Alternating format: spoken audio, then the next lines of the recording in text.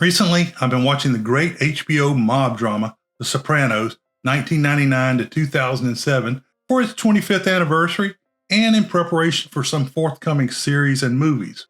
This series gave us quotes such as, "All this for a slice of gabagool? And so what, no ziti?" This series deserves a deeper dive. Many of the actors from The Sopranos appeared in other Mafia-themed films, giving this show deep roots in mob culture. Here are 10 notable examples and some of the Mafia movies and TV shows they appeared in. Number 10, Adia Turturro. Turturro played the role of Janice Soprano, the troubled and manipulative sister of head wise guy Tony Soprano. She was in 53 episodes. Turturro only had a few mob-type roles that include the comedy Mickey Blue Eyes 1999, Romance and Cigarettes 2005, a dark comedy with mob undertones directed by her cousin John Turturro, Rob the Mob 2014, about a couple who rob mafia social clubs until they accidentally stumble onto a big score and find themselves between the mob and the men in blue. That's a tribute to the Bob Dylan song. Number 9, Joe Pantaleone. Pantaleone played the slimy gangster Ralph Cifaretto. He appeared in 21 episodes. Pantaleone had some early crime roles, playing a loan shark in Risky Business 1983 and a thief in The Goonies 1985. In Bound 1996, he played a mob money launderer who is blamed for a crime. Following this, Pantaleone didn't make any clear mob films, although he had an extremely successful career. He has also done a fair bit of voice work in video games like Mob of Death 2013. Number 8, Steve Buscemi. Buscemi played the ill-fated Tony Blondetto, cousin of Tony Soprano. He appeared in 14 episodes of The Sopranos. His roles tend towards criminals more than mobsters, but include Reservoir Dogs 1992, where he played Mr. Pink. Buscemi had a very small role in Pulp Fiction 1994. Of course, he was outstanding as one of the inept kidnappers in Fargo 1996. Buscemi also played the role of Enoch Nucky Thompson for 56 episodes in another HBO mob series, Boardwalk Empire 2010 to 2014. Number 7, Frank Vincent. Frank Vincent played mobster Phil Leotardo. He was in 30 episodes. Vincent has the stereotypical look of a mobster and has many gangster roles as a result. In The Pope of Greenwich Village 1984 and in the made-for-TV movie Gotti 1986, Vincent had small roles. However, he had an important role in Goodfellas 1990 as Billy Batts, a made man who is murdered by Joe Pesci's Tommy DeVito.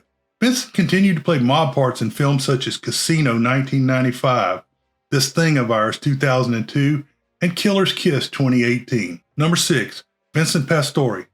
Pastore played the role of Big Pussy Bompensero and was a major part of the Sopranos franchise. He was in 25 episodes.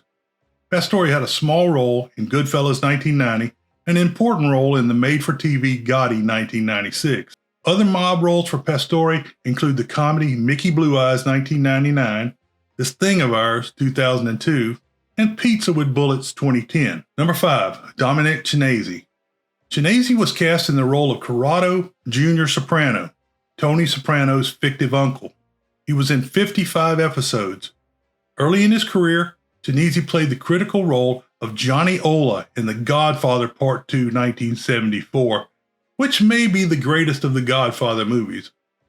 Ola was instrumental in convincing Fredo to betray the Corleone family.